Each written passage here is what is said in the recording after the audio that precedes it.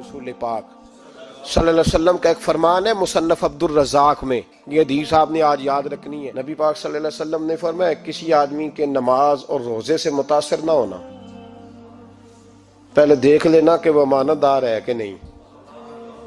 किसी के नमाज रोजे से मुतासिर नहीं होना, पहले देख लेना कि दयानतदार है कि देखना लोगों की जेबों पे कितनी नजरें डालता है।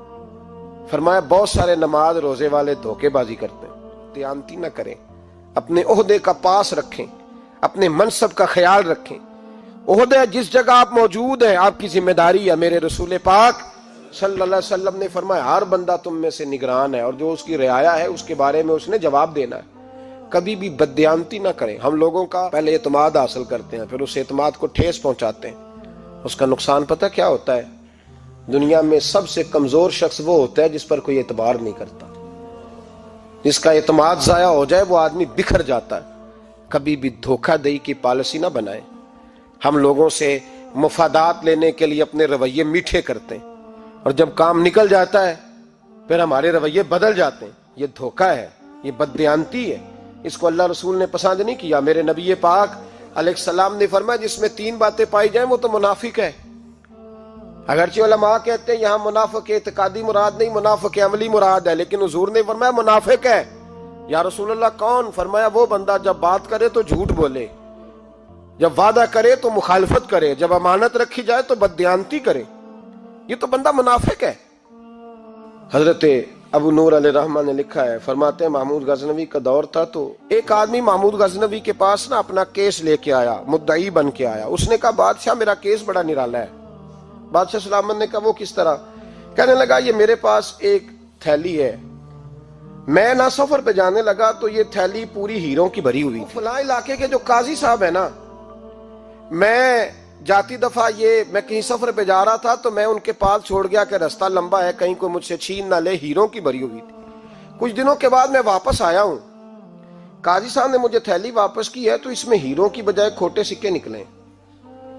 अब मैंने काजी साहब से कहा है तो काजी साहब तो मेरे गिरेबान तक आते हैं, वो कहते हैं बता कहीं से फटी है, खुली है? वो जिस तरह टांके लगा के तूने सी थी उसी तरह लगे हुए हैं कि नहीं? तो हुजूर लगे भी बिल्कुल उसी तरह है, ना फटी है ना खुली है। अब मैं लुट गया हूं, मेरी कुल उम्र की कमाई जाया हो गई, खोटे सिक्के कहां और हीरे कहां? तो मेहरबानी करें और आप की बारगाह में अल्लाह रसूल के नाम पर हलफ देता हूं कि मैं हूं बिल्कुल सच्चा। महमूद गजनवी कहने लगे तू जा, थैली छोड़ जा और जब मैं तुझे बुलाऊंगा फिर दोबारा आना। शख्स चला गया। महमूद गजनवी उठे, दरबार बर्खास्त किया, लोगों से कहने लगे चले जाओ, मैं 3 दिन के लिए सैर करने जा रहा हूं, 3 दिन के बाद लौटूंगा। अकेले जब रह गए ना महमूद दरबार में तो महबूब ने छुरी मंगाई। वो जिस तख्त पे बैठते थे वहां गद्दा बिछा हुआ था, ये गद्दा पड़ा है ना, वो गद्दा बिछा हुआ था। महमूद ने छुरी के साथ उसको फाड़ डाला और छुरी जेब में रखी निकल गए। कहने लगे मेरे बाद कोई मेरे दरबार वाले इहाते में दाखिल ना हो। महमूद चले गए। अब वो सफाई करने वाला जब आया ना, उसने आके देखा तो गद्दा तो फटा हुआ है। उसने शोर डाल दिया, पहरेदार भी आ गए, फलां साहब भी आ गए, फलां साहब। उसने कहा ओ खुदा के बंदो उसका गद्दा फट गया है, वो तो मार डालेगा। उसने कहा था सिवाय सफाई और निगरानी वाले के दूसरा आए कोई ना, और यहाँ आया भी कोई नहीं। पहले दिन ही फटा हुआ है तो लटका देगा सबको, क्या करें? शोर हो गया, सारे दरबार के मुलाजिमीन इकट्ठे हो गए। एक बंदा बोला, कहने लगा फिक्र ना करो, मैं कैसे बंदे को जानता हूं, इस तरह सिएगा कि जिसने फाड़ा होगा उसे भी पता नहीं चलेगा कहां से फटा था। ऐसा बेहतरीन रफू करेगा कि पता भी। उसने कहा यार हम सारे 1-1 महीने की तनख्वाह देते हैं, तू बंदा बुला।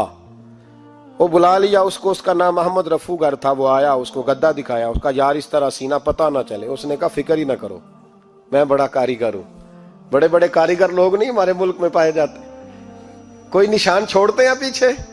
बड़े कारीगर का पैसे होने चाहिए, बड़े बड़े कारीगर बंदे। आप यकीन करें ऐसा ऐसा फलसफा, ये उम्रा इबादत है ना, सरकार दो आलम सल्लल्लाहु अलैहि वसल्लम की बारगाह की हाजिरी बड़ी नेमत है ना। तो सऊदी गवर्नमेंट ने पाबंदी लगा दी, खैर उनकी भी ज्यादती है। इस तरह की पाबंदियां शरीयत इस्लामिया में जायज नहीं। अल्लाह के घर मुसलमान जब चाहे जा सकता है, लेकिन वो कहते हैं जी 2000 रियाल दे जिसने 2 साल बाद भी आना है। उन्होंने पाबंदी लगाई तो हमारे एजेंटों ने भी कई खास ट्रेनिंग हासिल की हुई है, पता नहीं कहां से सीख के आए, उन्होंने भी रास्ता निकाल लिया। एक साहब से मैंने कहा कि जनाब वो 2000 रियाल लग गया तो क्या करना है? कहने कोई मसला नहीं, पासपोर्ट नवा बनवा लो, गुंजाइश है। यानी हर शय का हल है।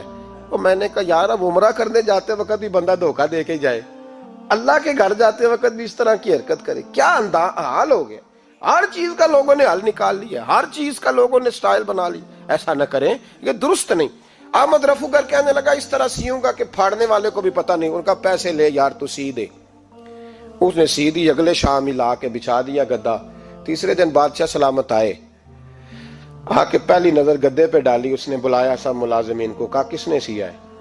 कहा जनाब क्या हुआ? कहा ये फटा हुआ था। किसने? कहा नहीं फटा ही नहीं। वो कहने लगे बनो बात, मैं खुद फाड़ के गया था।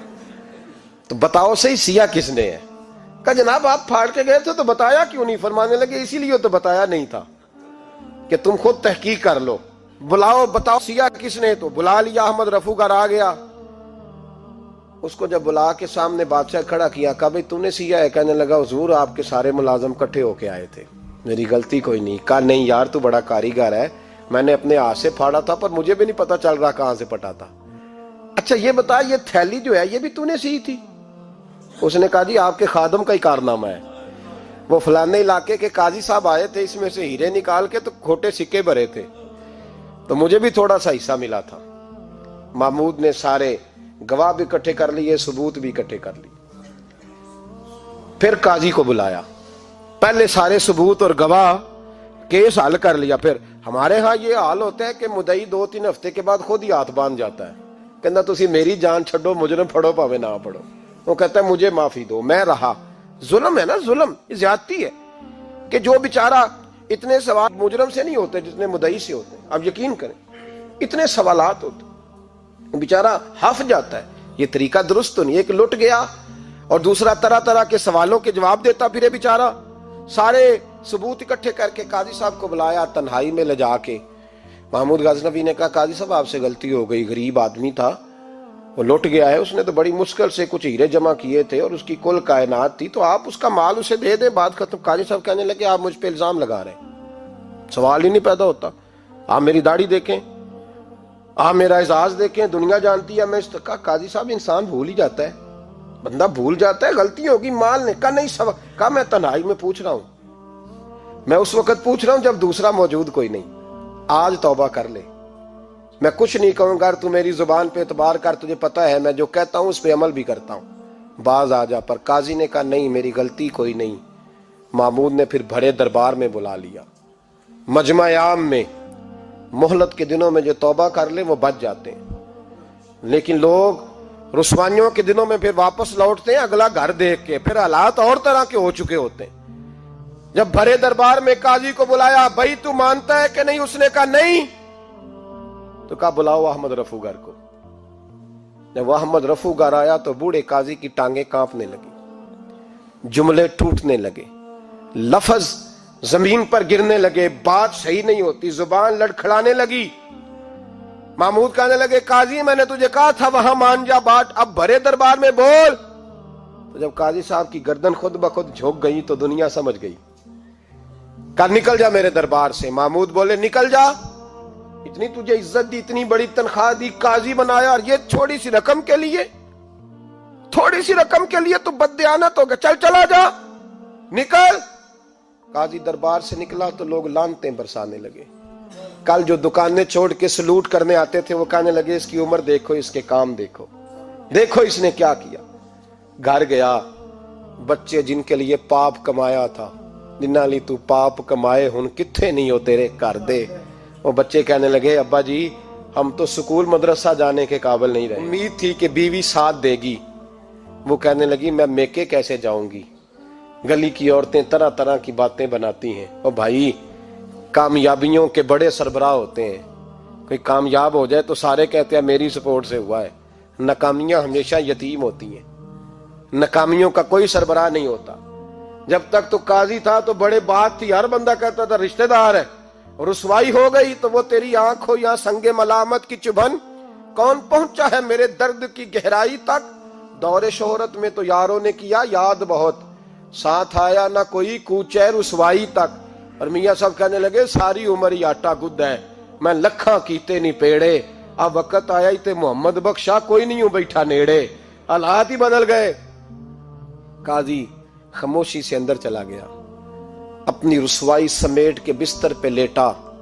ना रोटी की भूख लगी, ना पानी की प्यास लगी, ना नींद आई, सारी रात तड़पता रहा।